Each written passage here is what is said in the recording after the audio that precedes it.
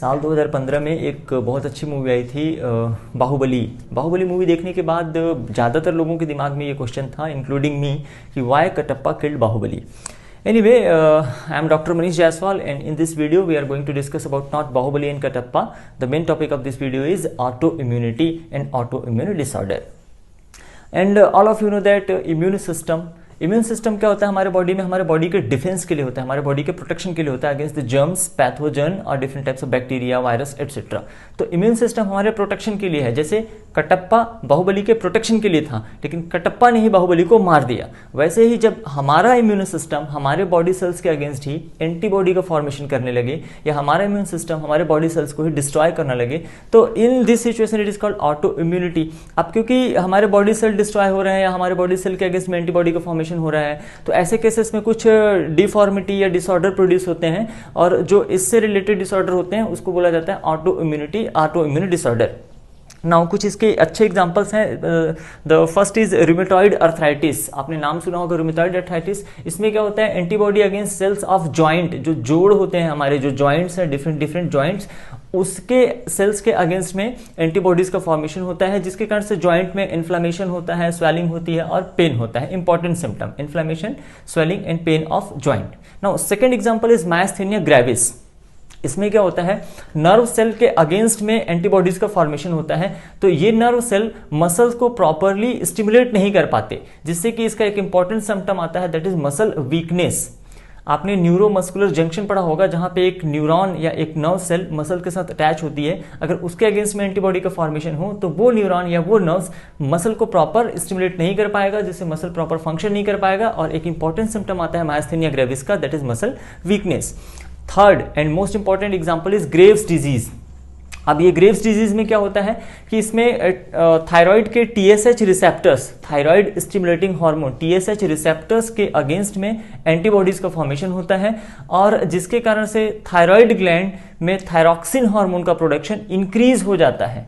Always remember, increase. Thyroxine का production जब भी इंक्रीज होता है तो ऐसे सिचुएशन को आप कहते हैं हाइपरथायरॉयडिज्म. हाइपर मतलब होता है ज्यादा, हाइपरथायरॉयडिज्म. तो इसमें हाइपरथायरॉयड ग्रेव्स डिजीज में आपको हाइपरथायरॉयडिज्म के सिम्टम्स मिलेंगे. फॉर एग्जांपल बीएमआर, ऐसे पेशेंट का जिनको ग्रेव्स डिजीज है, BMR basal metabolic rate increase हो जाएगा, हार्ट रेट इंक्रीज हो जाएगा. अब वेट पे क्या इफेक्ट पड़ता है, वेट इनका रिड्यूस होता है, वजन जो होता है, बॉडी वेट जो होता है, ये डिक्रीज हो जाता है.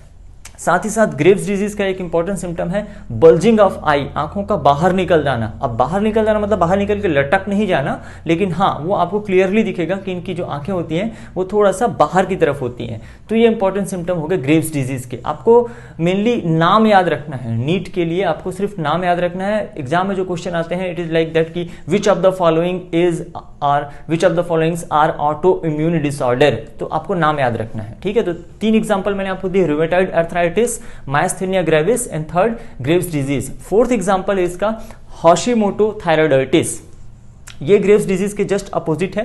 हाशिमोटो थायराइडाइटिस में क्या होता है कि इसमें जो एंटीबॉडी फॉर्मेशन होता है ये थायराइड ग्लैंड के सेल को डिस्ट्रॉय करने लगता है. मैं कह रहा हूं थायराइड ग्लैंड के सेल जब डिस्ट्रॉय होगा तो थायरॉक्सिन का प्रोडक्शन क्या होगा, ये रिड्यूस हो जाएगा. थायरॉक्सिन का प्रोडक्शन रिड्यूस होगा तो उस कंडीशन को आप कहते हो हाइपोथायराइडिज्म. जब थायरॉक्सिन का लेवल क्या होता है, कम हो जाता है, हाइपोथायराइडिज्म.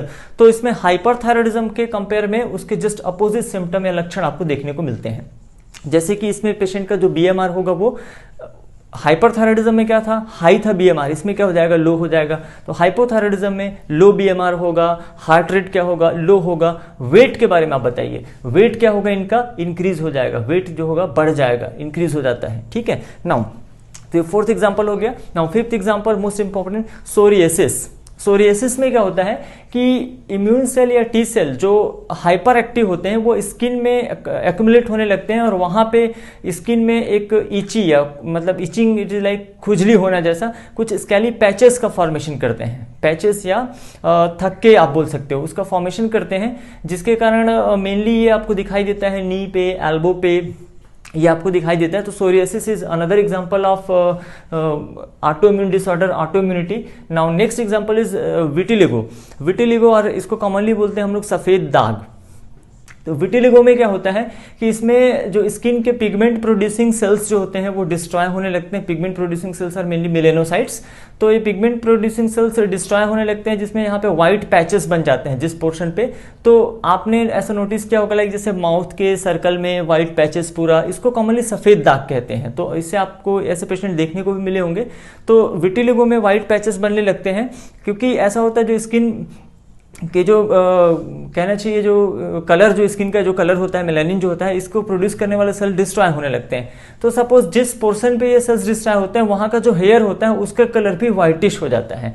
तो ये कुछ व्हाइट पैचेस बनते हैं। तो मैंने ऑटो इम्यून का आपको कुछ एग्जाम्पल बताया, rheumatoid arthritis, myasthenia gravis, Graves disease, Hashimoto thyroiditis, psoriasis, इसके अलावा विटिलिगो। ठीक है, तो नीट के एग्जाम के लिए आपको याद रखना होता है। ठीक है, that's all for this video, will discuss in the next video. Thank you for watching, thank you very much.